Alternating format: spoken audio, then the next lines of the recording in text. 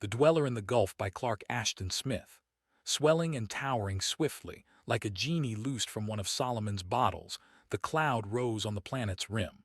A rusty and colossal column, it strode above the dead plain, through a sky that was dark as the brine of desert seas that have ebbed down to desert pools. "Looks like a blithering sandstorm," commented Maspic. "It can't very well be anything else," agreed Bellman rather curtly. "Any other kind of storm is unheard of in these regions. It's the sort of hell twister that the Ahais call the Zorth, and it's coming our way too. I move that we start looking for shelter. I've been caught in the Zorth before, and I don't recommend a lungful of that ferruginous dust." "There's a cave in the old river bank to the right," said Chivers, the third member of the party, who had been searching the desert with restless, falcon-like eyes. The trio of Earthmen, hard-bitten adventurers who disdained the services of Martian guides, had started 5 days before from the outpost of Ahum, into the uninhabited region called the Chor. Here, in the beds of great rivers that had not flowed for cycles, it was rumored that the pale, platinum-like gold of Mars could be found lying in heaps, like so much salt. If fortune were propitious, their years of somewhat unwilling exile on the red planet would soon be at an end. They had been warned against the Chor, and had heard some queer tales in Ahum regarding the reasons why former prospectors had not returned. But danger, no matter how dire or exotic, was merely a part of their daily routine. With a fair chance of unlimited gold at the journey's end, they would have gone down through Hinnom. Their food supplies and water barrels were carried on the backs of 3 of those curious mammals called vortlups, which, with their elongated legs and necks and horny-plated bodies, might seemingly have been some fabulous combination of llama and saurian. These animals, though extravagantly ugly, were tame and obedient, and were well adapted to desert travel, being able to go without water for months at a time. For the past 2 days they had followed the mile-wide course of a nameless ancient river, winding among hills that had dwindled to mere hummocks through eons of exfoliation. They had found nothing but worn boulders, pebbles, and fine rusty sand.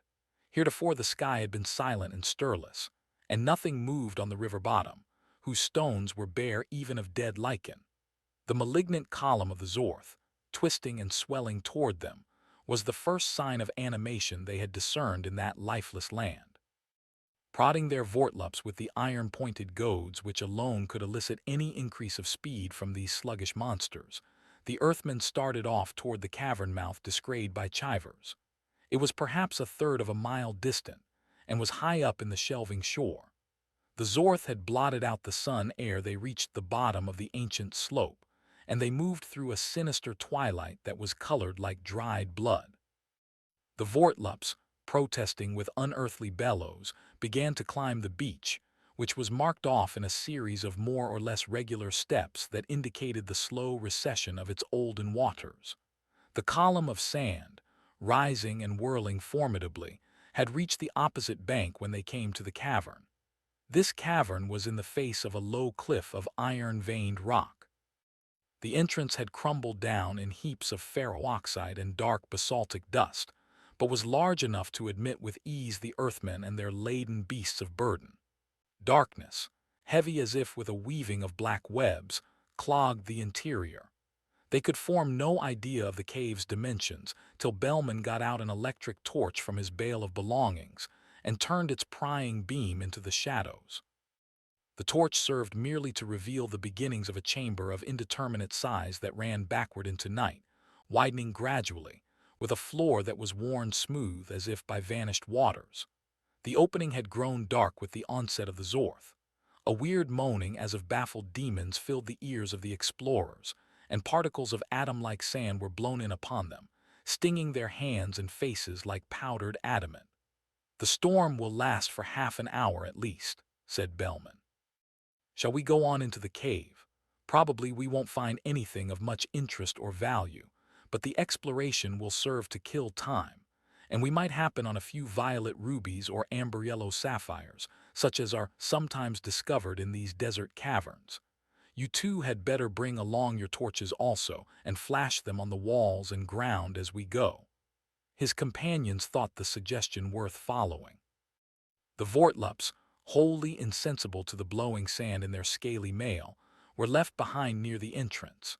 Chivers, Bellman, and Maspic, with their torchbeams tearing a clotted gloom that had perhaps never known the intrusion of light in all its former cycles, went on into the widening cave. The place was bare, with the death-like emptiness of some long-deserted catacomb. Its rusted floor and walls returned no gleam or sparkle to the playing lights. It sloped downward at an easy gradient, and the sides were watermarked at a height of 6 or 7 feet.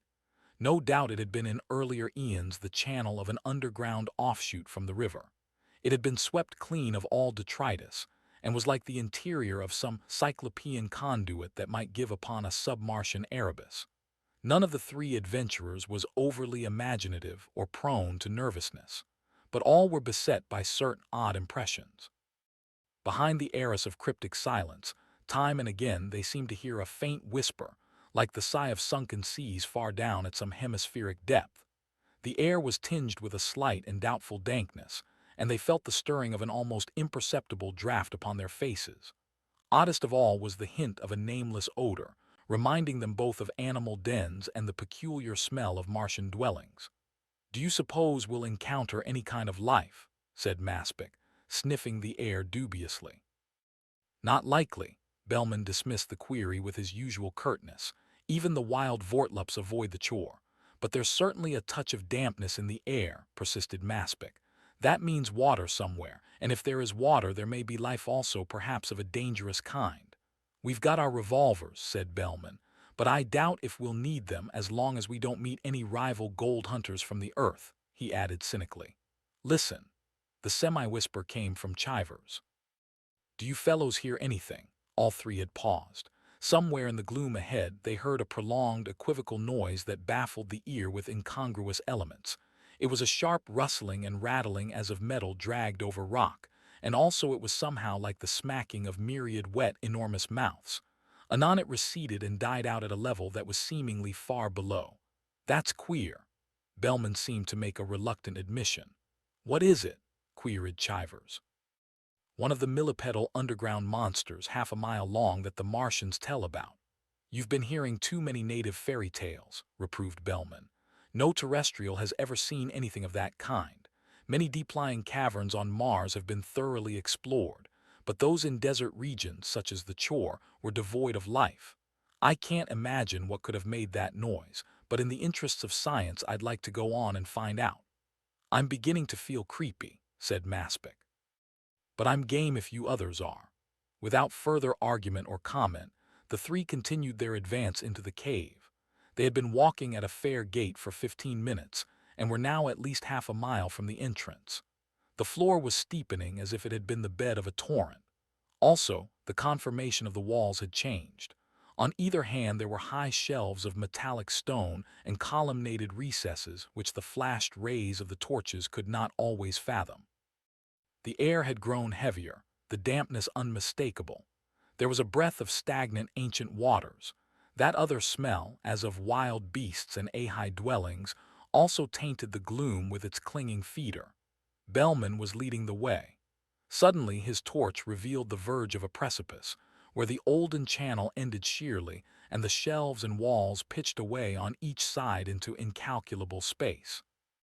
Going to the very edge, he dipped his pencil of light adown the abyss, disclosing only the vertical cliff that fell at his feet into darkness with no apparent bottom.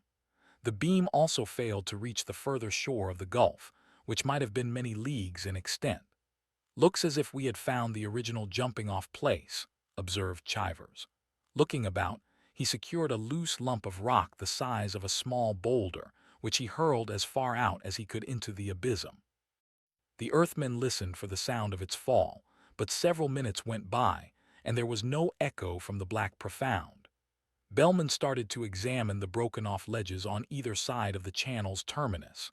To the right he discerned a downward-sloping shelf that skirted the abyss, running for an uncertain distance. Its beginning was little higher than the channel fed, and was readily accessible by means of a stair-like formation. The shelf was 2 yards wide, and its gentle inclination, Its remarkable evenness and regularity conveyed the idea of an ancient road hewn in the face of the cliff. It was overhung by the wall, as if by the sharply sundered half of a high arcade. "There's our road to Hades," said Bellman, "and the downgrade is easy enough at that." "What's the use of going further?" said Maspic. "I, for one, have had enough darkness already, and if we were to find anything by going on, it would be valueless or unpleasant." Bellman hesitated. "Maybe you're right, but I'd like to follow that ledge far enough to get some idea of the magnitude of the gulf. You and Chivers can wait here if you're afraid." Chivers and Maspic, apparently, were unwilling to avow whatever trepidation they might have felt. They followed Bellman along the shelf, hugging the inner wall. Bellman, however, strode carelessly on the verge, often flashing his torch into the vastitude that engulfed its feeble beam. More and more, through its uniform breadth, inclination and smoothness and the demiarch of cliff above, the shelf impressed the Earthmen as being an artificial road, but who could have made and used it? In what forgotten ages, and for what enigmatic purpose had it been designed? The imagination of the terrestrials failed before the stupendous gulfs of Martian antiquity that yawned in such tenebrous queries. Bellman thought that the wall curved inward upon itself by slow degrees. No doubt they would round the entire abyss in time by following the road. Perhaps it wound in a slow, tremendous spiral, ever downward, about and about, to the very bowels of Mars. He and the others were awed into lengthening intervals of silence. They were horribly startled when, as they went on, they heard in the depths beneath the same peculiar long-drawn sound or combination of sounds which they had heard in the outer cavern. It suggested other images now. The rustling was a file-like scraping. The soft, methodical, myriad smacking was vaguely similar to the noise made by some enormous creature that withdraws its feet from a quagmire. The sound was inexplicable, terrifying. Part of its terror lay in an implication of remoteness, which appeared to signalize the enormity of its cause and to emphasize the profundity of the abysm. Heard in that planetary pit beneath a lifeless desert, it astonished and shocked. Even Bellman, intrepid heretofore, began to succumb to the formless horror that rose up like an emanation from the night. The noise grew fainter and ceased at length, giving somehow the idea that its maker had gone directly down on the perpendicular wall into nether reaches of the gulf. "Shall we go back?" inquired Chivers. "We might as well," assented Bellman without demur. "It would take all eternity to explore this place anyway." They started to retrace their way along the ledge. All three, with that extra-tactile sense which warns of the approach of hidden danger, were now troubled and alert. Though the gulf had grown silent once more with that withdrawal of the strange noise, they somehow felt that they were not alone. Whence the peril would come, or in what shape, they could not surmise, but they felt an alarm that was almost panic. Tacitly, none of them mentioned it, nor did they discuss the eerie mystery on which they had stumbled in a manner so fortuitous. Maspic was a little ahead of the others now. They had covered at least half of the distance to the old cavern channel, when his torch, playing for 20 feet ahead on the path, illumined an array of whitish figures, 3 abreast, that blocked the way. The flashlights of Bellman and Chivers, coming close behind, brought out with hideous clearness the vanward limbs and faces of the throng, but could not determine its number.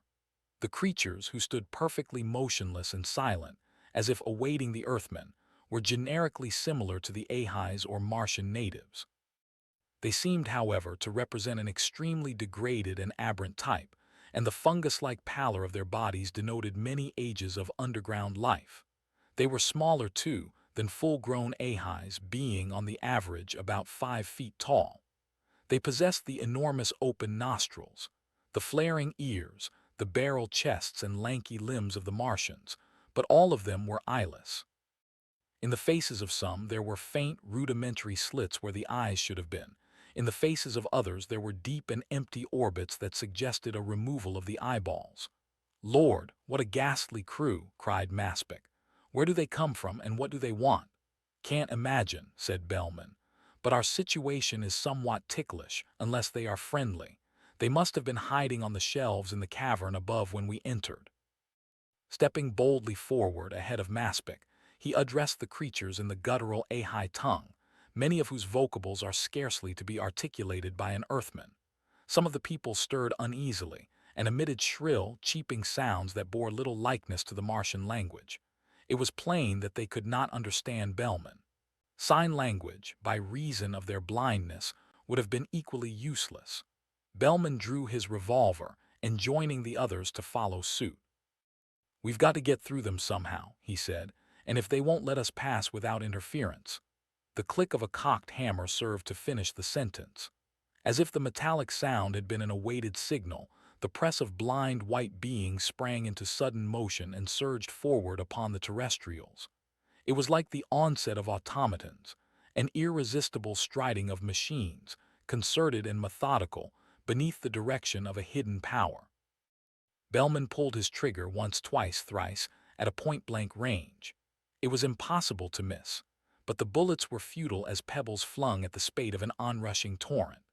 The eyeless beings did not waver, though two of them began to bleed the yellowish-red fluid that serves the Martians for blood.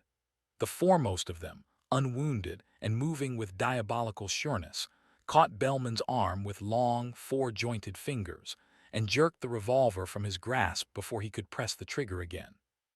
Curiously enough, the creature did not try to deprive him of his torch, which he now carried in his left hand, and he saw the steely flash of the Colt as it hurtled down into darkness and space from the hand of the Martian. Then the fungus-white bodies, milling horribly on the narrow road, were all about him, pressing so closely that there was no room for effectual resistance. Chivers and Maspic, after firing a few shots, were also deprived of their weapons, but, through an uncanny discrimination, were permitted to retain their flashlights. The entire episode had been a matter of moments.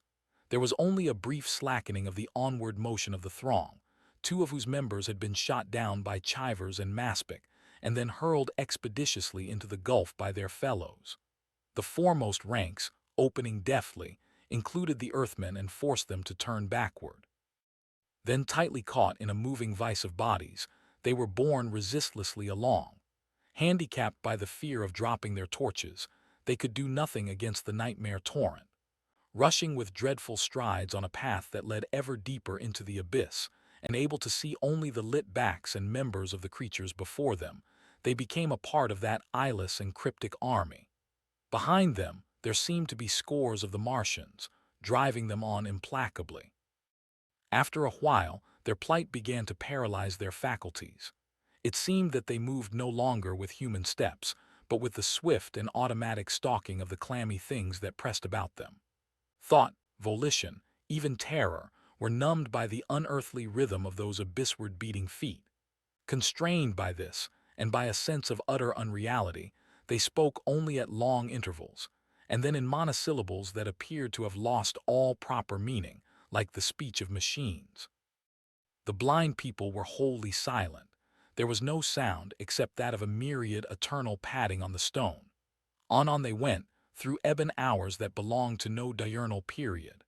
Slowly, tortuously, the road curved inward as if it were coiled about the interior of a blind and cosmic Babel. The Earthmen felt that they must have circled the abyss many times in that terrific spiral, but the distance they had gone, and the actual extent of the stupefying gulf, were inconceivable. Except for their torches, the night was absolute, unchangeable. It was older than the sun. It had brooded there through all past eons. It accumulated above them like a monstrous burden. It yawned frightfully beneath. From it, the strengthening stench of stagnant waters rose.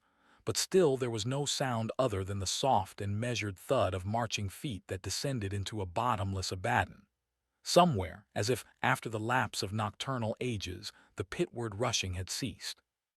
Bellman, Chivers, and Maspic felt the pressure of crowded bodies relax, felt that they were standing still, while their brains continued to beat the unhuman measure of that terrible descent. Reason and horror returned to them slowly. Bellman lifted his flashlight, and the circling ray recovered the throng of Martians, many of whom were dispersing in a huge cavern where the gulf-circling road had now ended. Others of the beings remained, however, as if to keep guard over the Earthmen. They quivered alertly at Bellman's movements as if aware of them through an unknown sense. Close at hand, on the right, the level floor ended abruptly, and stepping to the verge, Bellman saw that the cavern was an open chamber in the perpendicular wall. Far, far below in the blackness, a phosphorescent glimmer played to and fro, like Noctiluci on an underworld ocean. A slow, fetid wind blew upon him, and he heard the weird sighing of waters about the sunken cliffs, waters that had ebbed through untold cycles during the planet's desiccation. He turned giddily away. His companions were examining the cave's interior. It seemed that the place was of artificial origin, for darting here and there, the torch beams brought out enormous columnations lined with deeply graven bas-reliefs. Who had carved them or when were problems no less insoluble than the origin of the cliff-hewn road. Their details were obscene as the visions of madness. They shocked the eye like a violent blow, conveying an extra-human evil, a bottomless malignity in the passing moment of disclosure. The cave was indeed of stupendous extent, running far back in the cliff, and with numerous exits, giving, no doubt, on further ramifications. The beams of the flashlights half dislodged the flapping shadows of shelved recesses, caught the salience of far walls that climbed and beetled into inaccessible gloom, played on the creatures that went to and fro like monstrous living fungi, gave to a brief visual existence the pale and polyp-like plants that clung noisomely to the nighted stone. The place was overpowering. It oppressed the senses, crushed the brain. The very stone was like an embodiment of darkness, and light and vision were ephemeral intruders in this domain of the blind. Somehow, the Earthmen were weighed down by a conviction that escape was impossible. A strange lethargy claimed them. They did not even discuss their situation but stood listless and silent. Anon, from the filthy gloom, a number of the Martians reappeared. With the same suggestion of controlled automatism that had marked all their actions, they gathered about the men once more and urged them into the yawning cavern. Step by step, the three were borne along in that weird and leprous procession. The obscene columns multiplied. The cave deepened before them with endless vistas, like a revelation of foul things that drowse at the nadir of night. Faintly at first, but more strongly as they went on, there came to them an insidious feeling of somnolence, such as might have been caused by mephitical effluvia. They rebelled against it, for the drowsiness was somehow dark and evil. It grew heavier upon them, and then they came to the core of the horror. Between the thick and seemingly topless pillars, the floor ascended in an altar of 7 oblique and pyramidal tiers. On the top there squatted an image of pale metal, a thing no larger than a hair but monstrous beyond all imagining. The Martians crowded about the Earthmen. One of them took Bellman by the arm, as if urging him to climb the altar. With the slow steps of a dreamer, he mounted the sloping tiers, and Chivers and Maspic followed. The image resembled nothing they had ever seen on the Red Planet or elsewhere. It was carven of whitish gold, and it represented a humped animal with a smooth and overhanging carapace from beneath which its head and members issued in tortoise fashion. The head was venomously flat, triangular, and eyeless. From the drooping corners of the cruelly slitted mouth, 2 long proboscides curved upward, hollow and cup-like at the ends.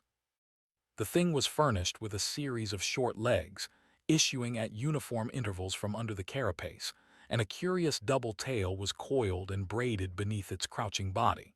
The feet were round, and had the shape of small, inverted goblets. Unclean and bestial, as a figment of some atavistic madness, the eidolon seemed to drowse on the altar. It troubled the mind with a slow, insidious horror. It assailed the senses with an emanating stupor, an effluence as of primal worlds before the creation of light, where life might teem and raven slothfully in the blind ooze. Dimly the Earthmen saw that the altar swarmed with the blind Martians, who were crowding past them about the image. As if in some fantastic ritual of touch, these creatures were fondling the eidolon with their lank fingers, were tracing its loathsome outlines. Upon their brutal faces a narcotic ecstasy was imprinted. Compelled like sleepers in some abhorrent dream, Bellman, Chivers, and Maspic followed their example. The thing was cold to the touch, and clammy as if it had lain recently in a bed of slime. but it seemed to live, to throb and swell under their fingertips. From it, in heavy, ceaseless waves, a dark vibration surged, an opiate power that clouded the eyes, that poured its baleful slumber into the blood. With senses that swam in a strange darkness, they were vaguely aware of the pressure of thronging bodies that displaced them at the altar summit. Anon, certain of these, recoiling as if satiate with the drug-like effluence, bore them along the oblique tiers to the cavern floor. Still retaining their torches in nerveless fingers, they saw that the place teemed with the white people who had gathered for that unholy ceremony. Through blackening blurs of shadow, the men watched them as they seethed up and down on the pyramid like a leprous living frieze. Chivers and Maspic, yielding first to the influence, slid to the floor in utter sopor. But Bellman, more resistant, seemed to fall and drift through a world of lightless dreams. His sensations were anomalous, unfamiliar to the last degree. Everywhere there was a brooding, palpable power for which he could find no visual image, a power that exhaled a miasmal slumber. In those dreams, by insensible graduations, forgetting the last glimmer of his human self, he somehow identified himself with the eyeless people. He lived and moved as they, in profound caverns, on nighted roads. And yet he was something else, an entity without name that ruled over the blind and was worshipped by them, a thing that dwelt in the ancient putrescent waters in the nether deep and came forth at intervals to raven unspeakably. In that duality of being, he sated himself at blind feasts and was also devoured. With all this, like a third element of identity, the eidolon was associated, but only a tactile sense and not as an optic memory. There was no light anywhere, and not even the recollection of light. Whether he passed from these obscure nightmares into dreamless slumber, he could not know. His awakening, dark and lethargic, was like a continuation of the dreams at first. Then, opening his sodden lids, he saw the shaft of fight that lay on the floor front his fallen torch. The light poured against something that he could not recognize in his drugged awareness, yet it troubled him, and a dawning horror touched his faculties into life. By degrees, it came to him that the thing he saw was the half-eaten body of one of the eyeless troglodytes. Some of the members were missing, and the remainder was gnawed even to the curiously articulated bones. Bellman rose unsteadily and looked about with eyes that still held a web-like blurring of shadow. Chivers and Maspic lay beside him in heavy stupor, and along the cavern and upon the seven-tiered altar were sprawled the devotees of the somnific image. His other senses began to awake from their lethargy, and he thought that he heard a noise that was somehow familiar, a sharp slithering, together with a measured sucking. The sound withdrew among the massy pillars, beyond the sleeping bodies. A smell as of rotten water tinged the air, and he saw that there were many curious rings of wetness on the stone, such as might be made by the rims of inverted cups. Preserving the order of footprints, they led away from the half-devoured Martian into the shadows of that outer cave which verged upon the abyss, the direction in which the queer noise had passed, sinking now to inaudibility. In Bellman's mind a mad terror rose and struggled with the spell that still benumbed him. He stooped down above Maspic and Chivers and shook them roughly in turn, till they opened their eyes and began to protest with drowsy murmurs. "Get up, damn you," he admonished them. "If we're ever to escape from this hell-hole, now's the time." By dint of many oaths and objurgations and much muscular effort, he succeeded in getting his companions to their feet. Lurching drunkenly, they followed Bellman among the sprawled Martians, away from the pyramid on which the eidolon of white gold still brooded in malign somnolence above its worshippers. A clouding heaviness hung upon Bellman, but somehow there was a relaxation of the opiate spell. He felt a revival of volition and a great desire to escape from the gulf and from all that dwelt in its darkness. The others, more deeply enslaved by the drowsy power, accepted his leadership and guidance in a numb, brute-like fashion. He felt sure that he could retrace the route by which they had approached the altar. This, it seemed, was also the course that had been taken by the maker of the ring-like marks of fetid wetness. Wandering on amid the repugnantly carven columns for what seemed an enormous distance, they came at last to the sheer verge, that portus of the black Tartarus, from which they could look down on its ultimate gulf. Far beneath, on those putrefying waters, the phosphorescence ran in widening circles, as if troubled by the plunge of a heavy body. To the very edge at their feet, the watery rings were imprinted on the rock. They turned away, Bellman, shuddering with half-memories of his blind dreams, and the terror of his awakening, found at the cave's corner the beginning of that upward road which skirted the abyss, the road that would take them back to the lost sun. At his injunction, Maspic and Chivers turned off their flashlights to conserve the batteries. It was doubtful how much longer these would last, and light was their prime necessity. His own torch would serve for the three till it became exhausted. There was no sound or stirring of life from that cave of lightless sleep, where the Martians lay about the narcotizing image. But a fear such as he had never felt in all his adventurings caused Bellman to sicken and turn faint as he listened at its threshold. The gulf, too, was silent, and the circles of phosphor had ceased to widen on the waters. Yet somehow the silence was a thing that clogged the senses, retarded the limbs. It rose up around Bellman like the clutching slime of some nethermost pit, in which he must drown. With dragging effort he began the ascent, hauling, cursing, and kicking his companions till they responded like drowsy animals. It was a climb through limbo, an ascent from nadir through darkness that seemed palpable and viscid. On and up they toiled, along the monotonous, imperceptibly winding grade where all measure of distance was lost, and time was meted only by the repetition of eternal steps. The night lowered before Bellman's feeble shaft of light. It closed behind like an engulfing sea, relentless and patient, biding its time till the torch should go out. Looking over the verge at intervals, Bellman saw the gradual fading of the phosphorescence in the depths.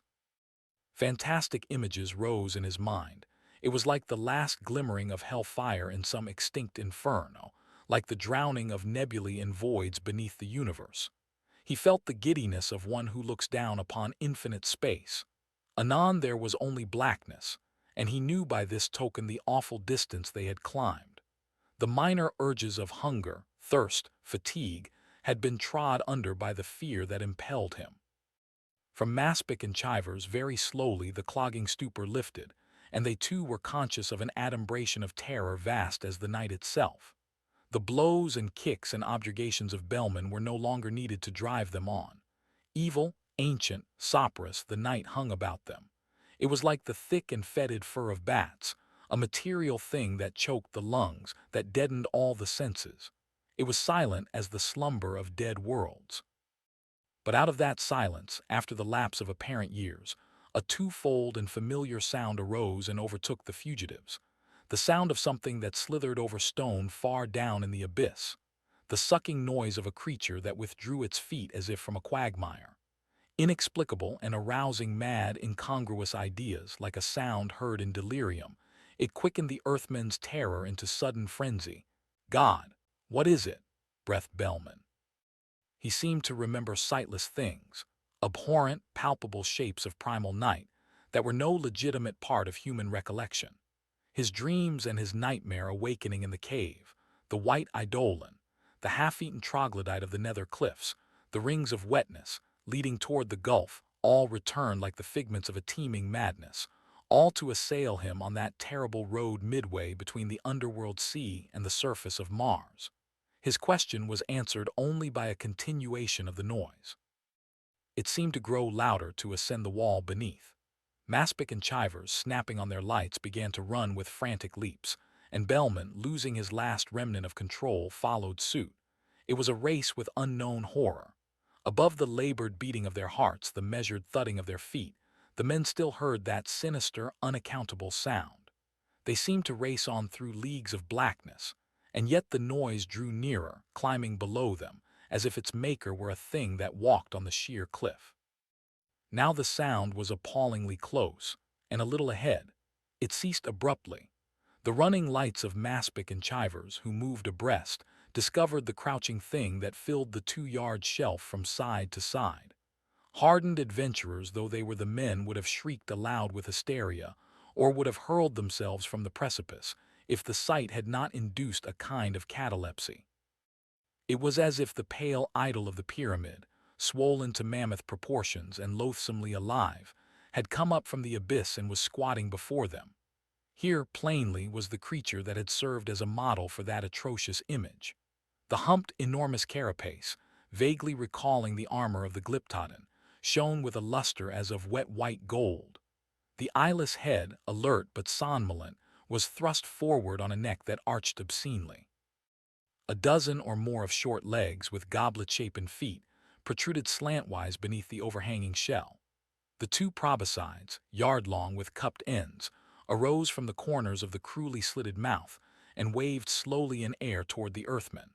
The thing, it seemed, was old as that dying planet, an unknown form of primal life that had dwelt always in the caverned waters.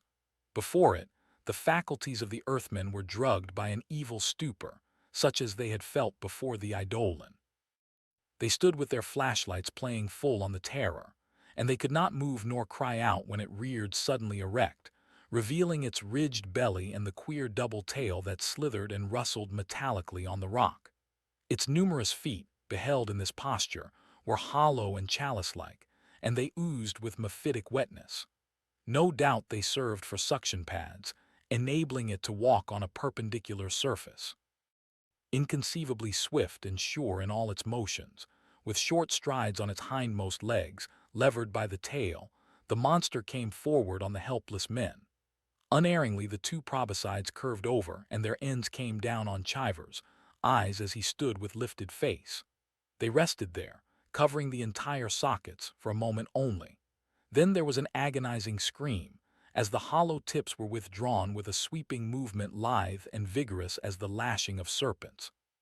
Chivers swayed slowly, nodding his head and twisting about in half-narcotized pain.